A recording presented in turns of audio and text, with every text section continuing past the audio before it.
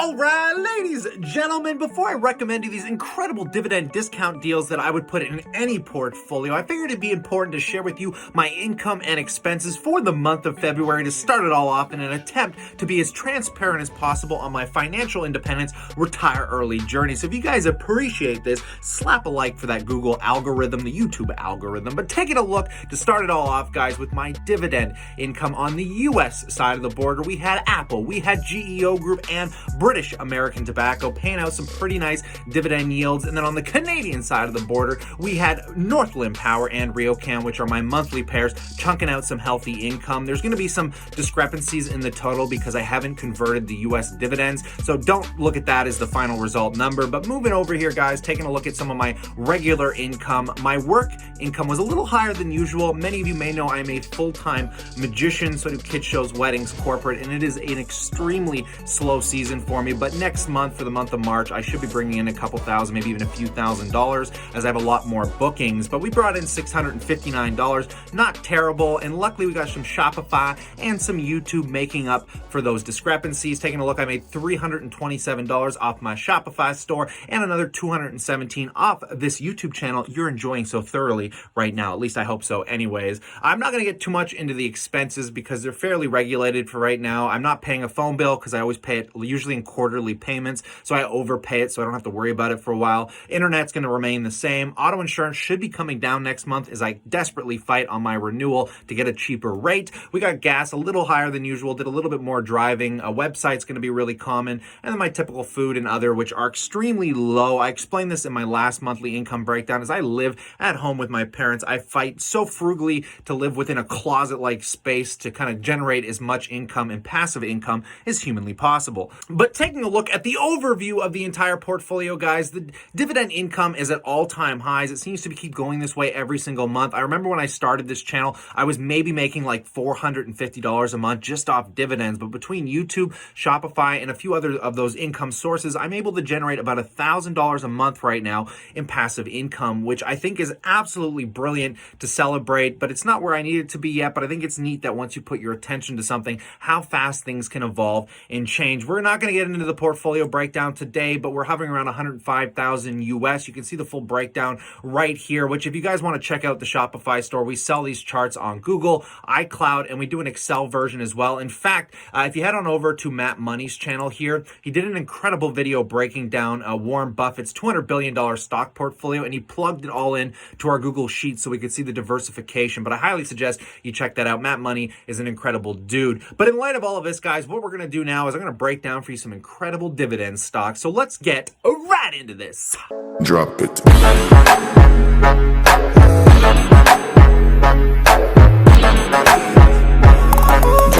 Welcome back, my passive income investors alike, to my recommendations in these weird economic cycles going on within the stock market. And man, oh man, we're going to start on the Canadian side of the border, and then I'm going to show you a few US stocks. So I'm kind of breaching out to all the audiences on this channel, but I'm going to start by recommending some of the banks here. We're at 6-month lows for a lot of the Canadian banks, and the two that I primarily recommend are the ones that I own in my own portfolio, which is Bank of Nova Scotia and Canadian Imperial Bank. As I have always said, banks are banks are banks. Canadian Imperial Bank is primarily dealt in mortgages, but it has the highest dividend yield with a PE of only 9. It trades at one of the lowest PEs currently in the Canadian banking sector, and I love these stocks. I'm considering even throwing a little bit more money at them, but I've kind of got full exposure. I've got about $10,000 in each one of these guys, but where they sit right now, man, you can't complain about getting a 5% yield from a bank that has done exceptionally well here. Taking a look at their financials, they actually did better, talking about Bank of Nova Scotia here, in 2019. So to see the reflection on the stock price to the downside when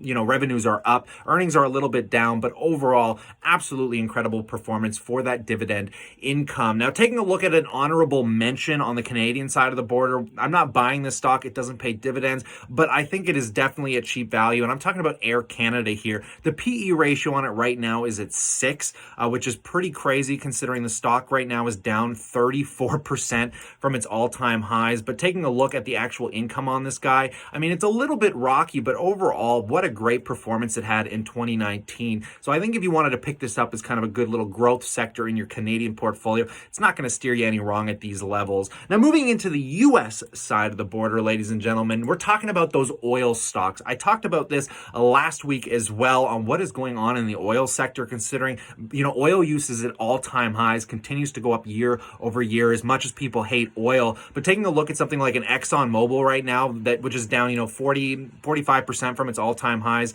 back in mid-2016, paying out a 6.77% dividend yield with a PE ratio of only 16.15. It's a little bit high, but the oil sector usually trades that way considering the reliability and the necessity that oil is. And also you could take a look at something like BP. I know MattMoney was picking up some of the oil sector there the other day, so I'd recommend listening to him. He is the oil baron, man. He is the god of oil, so go check him out. But BP paying out an 8% yield right now. The PE. The dividend is paying out an 8% yield, and the PE ratio is at about 26.43. So a little higher, but from all-time highs, guys, these oil stocks have just been taking a tanking as of late. How low does it go from here? I don't know, but could I recommend these stocks? 100%, because I think in a few years, you're not going to regret those purchases, considering how reliable these are for just the income aspect of them. And as Warren Buffett says, we're here to buy value. We're not here to buy stock price, and value is what these stocks are. Taking a look at even ExxonMobil here. Again, a little bit rocky on their bottom line earnings, but that revenue just keeps trucking in month over month, quarter over quarter, year over year. You're not going to do bad with these stocks. I can promise you that. Now, for some honorable mentions, I always like doing my honorable mentions. There's stocks that I just can't get over right now, and I need to shut up about these ones, but I can't get over the stock price, and we're talking about Carnival Cruise. I avoid these stocks typically like the plague. I was recently on the live stream with Independent Investor talking about Carnival Cruise Corp because, man, this stock is paying out a 6% dividend yield right now, and the PE is at 7. It is down like 50% from its all-time high, over 50% from its all-time highs, primarily based to the fact that this is a cruise line company, and I don't think you have to go too far to hear about the news with the cruise lines and the virus right now. They smashed earnings last year, and to look at the stock price sitting where it's sitting is absolutely despicable in my personal opinion. So if you're looking for some deep value discounts, you don't mind buying these more volatile stocks that have to deal with recessionary. They're not recession-proof stocks. We all know that, especially anything to do with resort-based or luxury or leisure-based companies. At times like this, they're going to perform the worst, which is primarily why I don't hold them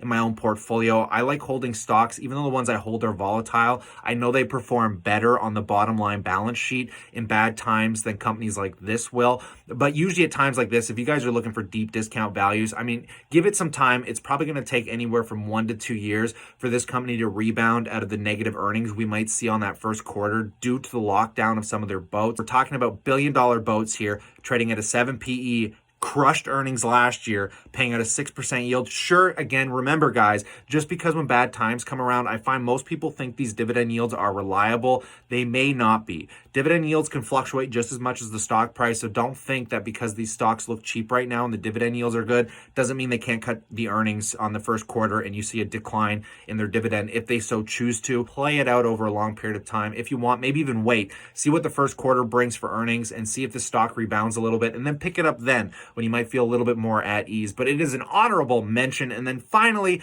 I just wanted to throw this in here because I can never seem to buy this stock at a good time. And I'm talking about GEO Group, my prison REIT, which I'm really happy because as of recent, institutional buyers and people that work for the company, the CEOs, picked up about 100,000 shares right when I did, when it was just sitting back up at its last little peak. Let me go back to maybe a 1 month chart. So I just bought GEO Group literally only last week off with some dividends back in the 16 range, I think, when it dipped down right around here. And this is the same time that these CEOs picked up, I think it was 126,000 shares. But every time I buy this stock, I swear, I was buying it in the 23s, watched it drop to like 14. I was buying it in the 15s, and then it started coming back. I just waited a little while, dropped again, and then I picked up some more. I keep buying a little bit more here and there, getting my averages down. I love this stock. It's paying out about a 12%, 13% yield right now. I don't know why there's a big difference between what Google says here and, of course, what my Scotiabank platform says here, paying out a 12.5% dividend. But my goodness, guys, I don't want to recommend this one to you. I just like throwing it in here because it's so volatile in my portfolio.